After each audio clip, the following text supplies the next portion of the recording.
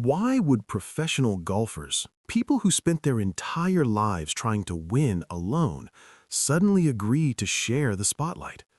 Why would a sport famous for silence, pressure, and ego create a tournament where winning is optional and family is mandatory? Why would fans show up, not to see who's the best, but to see who taught who? And the strangest question of all, why did this quiet little tournament survive? While louder, bigger, richer golf events disappeared, this is not the story of a trophy. This is not the story of prize money. This is not even really the story of golf. This is the story of an idea.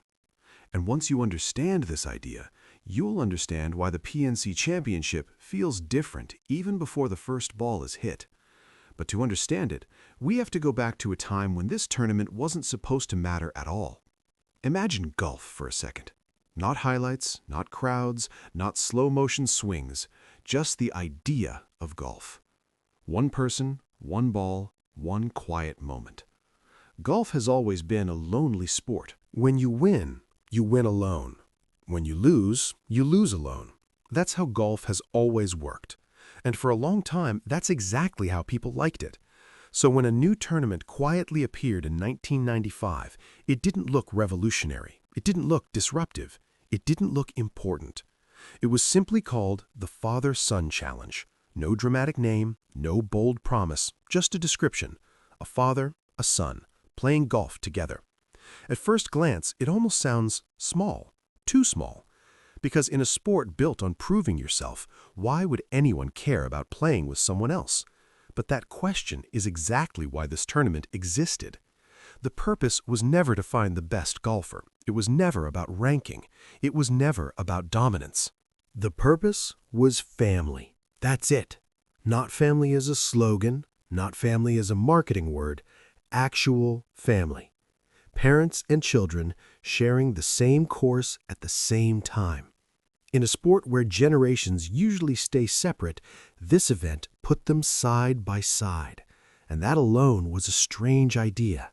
Because think about it.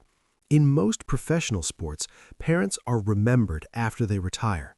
Their kids are compared to them, judged against them, sometimes crushed by that comparison. But rarely do they stand together as equals. The Father-Son Challenge didn't just allow that, it required it. You couldn't enter alone. You had to bring someone who knew you before the trophies, before the crowds, before the pressure. Someone who remembered you before you were good. That changed everything. Suddenly, the course wasn't just a battlefield. It became a shared space. A place where advice mattered, where encouragement mattered, where mistakes didn't automatically mean failure.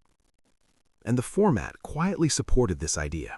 Not with speeches, not with rules written in bold letters, but with something simpler. A scramble format. In a scramble, both players hit the ball, then they choose the better shot, and they keep going from there. This sounds simple, but the meaning behind it is huge. It means no single mistake defines you. It means the team carries the moment together. It means weakness is allowed.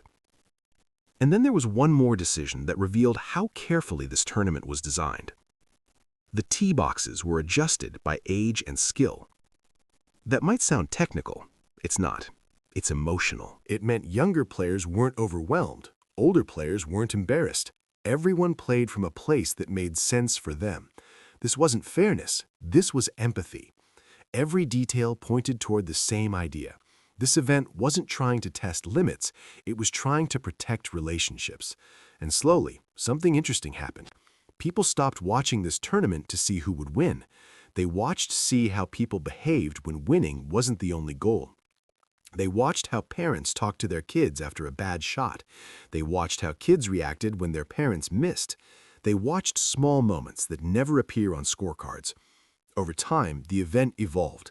The name changed. The Father-Son Championship became the PNC Championship. The name got broader, but the heart stayed the same.